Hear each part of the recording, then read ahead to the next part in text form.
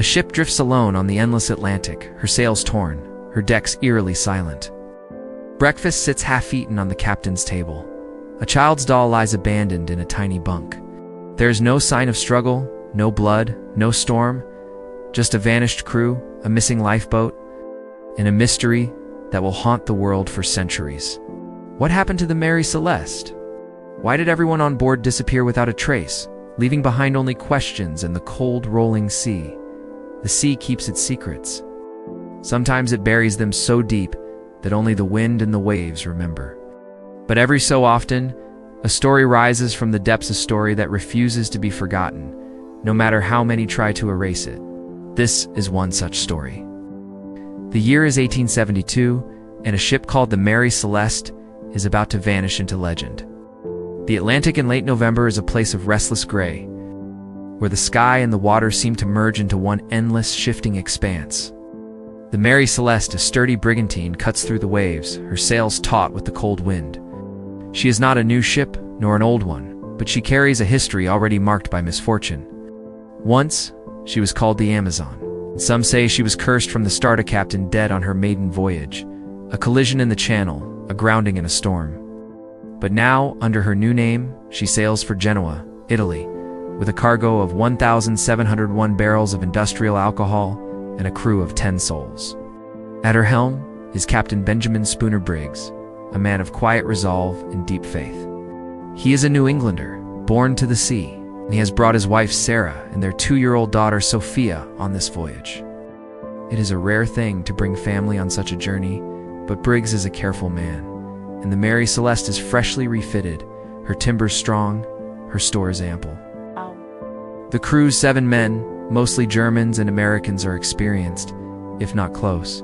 They work the rigging, scrub the decks, and keep to their routines, watched over by Briggs's steady eye. The days pass in a rhythm of labor and anticipation. The Atlantic is unforgiving, and the Mary Celeste battles heavy weather for 2 weeks, her hull shuddering under the assault of wind and wave. Water seeps into the hold, as it always does, but the pumps keep it at bay. The men grumble about the cargo barrels of alcohol, tightly sealed, but everyone knows the danger of fumes in a closed space. Still, the ship holds together, and by late November, they near the Azores, a scattering of volcanic islands rising from the sea like the backs of sleeping beasts. On the morning of November 25th, the logbook records their position. Close to land, the weather clearing, spirits lifting, Briggs writes in his careful hand, noting the wind, the course, the distance to Genoa. There is no hint of what is to come. Below decks, Sarah tends to Sophia, humming a lullaby as she folds tiny dresses. The crew eats their breakfast in silence, the smell of salt and tar thick in the air. No one knows that these are the last words, the last moments, that will ever be recorded from the Mary Celeste. 10 days later, on December 5th, another ship appears on the horizon. The Dei Gratia, a British brigantine, is making her way east of the Azores when her captain, David Morehouse, spots a vessel drifting aimlessly in the choppy seas. The sails are ragged, flapping in the wind, but the ship is not sinking. There is something wrong, something that prickles the skin and sets the heart racing. Morehouse knows the Mary Celeste. He dined with Briggs in New York before they both set sail, and he cannot understand why she is here, alone, so far from her course. He orders a boarding party. The men row across the restless water, their oars biting into the foam. As they climb aboard, a hush falls. The decks are empty, the wheels spinning gently in the breeze. Below, the cabins are in disarray, shards scattered. A sewing machine left mid-stitch, a child's doll abandoned on a bunk. The crew's belongings are untouched, the cargo nearly intact, but the lifeboat is gone. In the hold, 3.5 feet of water sloshes, but the ship is seaworthy. There is food and water for 6 months, but not a soul to consume it. The last entry in the logbook is dated 10 days before. The ship has drifted over 400 miles from her last recorded position. One of the 2 pumps has been disassembled, and a frayed line trails in the water behind the stern. 9 barrels of alcohol are empty, their staves warped and stained. The silence is overwhelming, broken only by the creak of the timbers and the distant cry of gulls. The men of the Dei Gratia search every inch of the Mary Celeste, calling out names, listening for any sign of life. But there is nothing. No blood, no struggle, no sign of violence. It is as if the crew has simply stepped off the ship and vanished into the mist. The boarding party returns to their own vessel, shaken and uneasy. They tow the Mary Celeste to Gibraltar, where the British authorities await, hungry for answers. In the days that follow, rumors spread like wildfire. Some whisper of mutiny, of pirates, of a secret cargo worth killing for. Others speak of sea monsters, of waterspouts, of curses that cling to ships like barnacles. The newspapers seize on every detail, every scrap of speculation, turning the Mary Celeste into a legend before the investigation has even begun. But beneath the noise, a darker truth waits to be uncovered. In the quiet corners of the Admiralty Court, men in black robes pore over the evidence, searching for a motive, a clue, a reason. They find none. The ship is clean, the cargo mostly untouched, the crew's possessions undisturbed. The only things missing are the people and the answers. As the hearings drag on, suspicion falls on everyone and no one. The crew of the Dei Gratia is accused of foul play, but there is no proof. Captain Briggs is painted as a madman, driven to abandon his ship by fear or greed, but those who knew him scoff at the idea. Theories multiply. A sudden explosion of alcohol fumes, a faulty pump, a miscalculation of position, a desperate leap into the lifeboat. Each explanation raises more questions than it answers. The Mary Celeste is released to her owners, and the salvagers are paid a fraction of what they are owed. The case is closed, but the mystery remains. The ship sails on, her name forever linked to the unknown. Her story whispered in every port from New York to Genoa. But for those who were lost, there is no grave, no marker, no memory, only the endless sea and the silence that follows. This is the story of the Mary Celeste, as told by the Forgotten File. A story not just of a ship, but of the people who vanished, and the questions that refused to die. Why did they leave? What did they fear? Why, after all these years, does the world still turn away from the truth? If you want more untold mysteries, subscribe to the Forgotten File. The sea keeps its secrets, but together we can bring them back to the surface.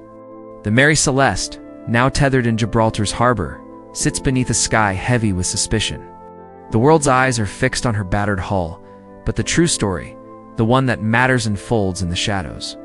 Behind closed doors and whispered conversations, the ship's decks, once alive with the laughter of a child, and the steady footfalls of sailors, are now silent, haunted by the absence of those who called her home. The British authorities, led by Attorney General Frederick Salaflood, descend upon the vessel, determined to uncover the truth. But the truth, like the sea, is not easily tamed. Salaflood is a man who trusts evidence, not legends. He orders a meticulous examination of the Mary Celeste. Surveyor John Austin and diver Ricardo Porcinato comb through every inch of the ship. They find cuts on the bow as if made by a sharp instrument, and possible traces of blood on Captain Briggs's sword. There are stains on the rail, a deep mark that could have been left by an axe. The main hatch is secure, but the fore and lazarette hatches are open, their covers lying beside them. The ship's single lifeboat, a small yawl, has vanished, and the binnacle's glass is shattered.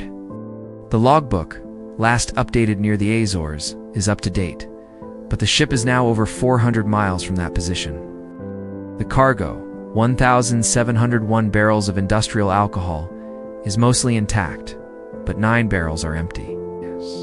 Their staves warped and stained. The crew's personal effects remain untouched, as if their owners might return at any moment. The investigators are baffled. There is no sign of a struggle, no evidence of a storm. The Mary Celeste is seaworthy, with only 3.5 feet of water in her hold, a nuisance, not a death sentence.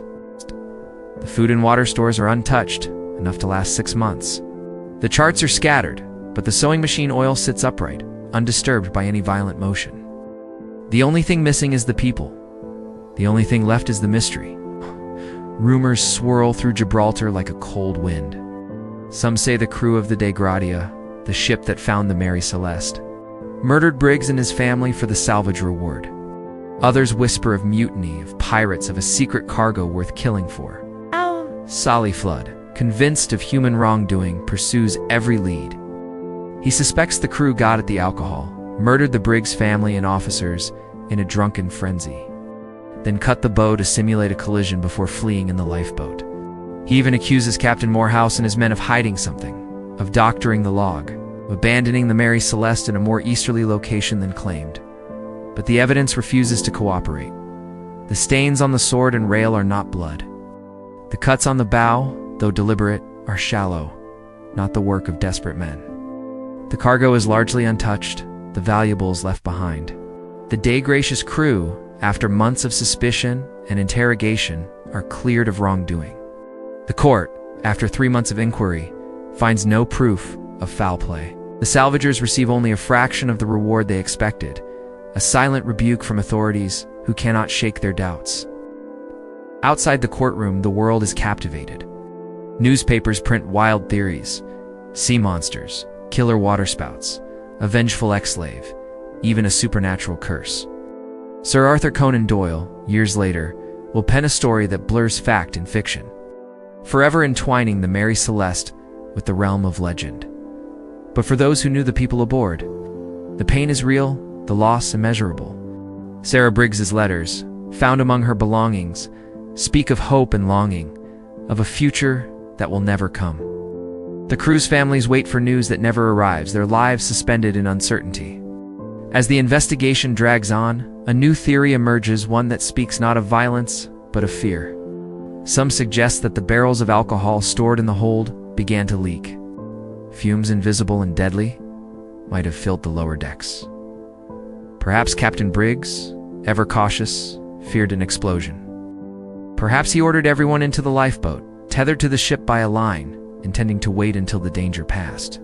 But the Atlantic is unforgiving. A sudden squall, a snapped rope, and the lifeboat could have been swept away, leaving the Mary Celeste adrift, empty and eternal. Others point to the dismantled pump, the water in the hold. Maybe Briggs believed the ship was sinking, misled by faulty equipment and the relentless anxiety of command. In the chaos of decision, with his wife and child at his side, he may have chosen the lifeboat over the unknown. But the sea, indifferent to human plans, claimed them all. The truth, if it exists, is lost to time. The Mary Celeste is released to her owners, her deck scrubbed clean of scandal. She sails again, her name now a byword for mystery, her story retold in every port. But the people, the captain, his family, the crew are gone, her fate sealed by a moment of fear, a twist of fate, or a secret never spoken. In the end, the Mary Celeste becomes more than a ship. She is a symbol, a question without an answer, a wound that never heals. The world moves on, but the mystery endures, growing with each retelling, each new theory, each unanswered question. This is the secret at the heart of the Mary Celeste. Not a crime, not a curse, but a sacrifice of certainty, of safety, of lives lost to the deep. And as the years pass, the story is slowly erased, buried beneath the weight of speculation and myth. The names of those who vanished fade from memory, replaced by the legend of the ghost ship. But if you listen late at night, when the wind howls, and the sea is restless, you might still hear their voices calling out across the water, asking to be remembered. If you want more untold mysteries, subscribe to The Forgotten File. Some stories refuse to stay buried. Some secrets demand to be heard. The Mary Celeste was found drifting alone on the Atlantic, her sails torn and her decks empty. The people who had once filled her with life, Captain Benjamin Briggs, his wife Sarah, their little daughter Sophia, and 7 crew members were simply gone. No one knows for sure what happened to them. But the clues they left behind tell a story that is both sad and haunting. When the British ship Dei Gratia found the Mary Celeste, they expected to find a disaster. Instead, they found a ship that was still strong and safe. There was plenty of food and water, enough for 6 months. The crew's clothes and personal things were still there, as if everyone had just stepped out for a moment. But the lifeboat was missing, and so were all 10 people who had been on board. Investigators searched for answers. Some thought pirates had attacked, but nothing was stolen. Others blamed mutiny or even sea monsters, but there was no sign of a fight. The ship's cargo barrels of industrial alcohol was mostly untouched, except for 9 barrels that were empty. The ship's logbook showed the last entry was made 10 days before she was found. near the Azores, but now she was over 400 miles away. One of the most believable ideas is that something happened with the alcohol in the hold. Scientists later showed that if alcohol fumes leaked out, they could have caused a sudden loud explosion, a blast of flame and pressure, but not enough heat to burn the ship or leave marks. It would have been terrifying, especially for a captain with his family on board. Captain Briggs may have thought the ship was about to catch fire or explode, so he ordered everyone into the lifeboat, planning to wait nearby until it was safe to return. But the sea is a dangerous place. If the rope tying the lifeboat to the ship broke, the small boat would have quickly drifted away, leaving the Mary Celeste behind. The people in the lifeboat would have been lost, alone in the vast ocean, with no way to get back. Maybe they hoped for rescue, but the Atlantic is wide and unforgiving. No one ever saw them again. Another idea is that the ship's pump was broken, and Captain Briggs thought the Mary Celeste was sinking. He may have made a desperate choice to save his family and crew, only to be taken by the sea. Or maybe it was a mix of both: a broken pump, leaking alcohol, and a sudden panic that led to a tragic mistake after the investigation. The Mary Celeste was given back to her owners. She sailed again, but her name was never the same. People called her a cursed ship, a ghost ship.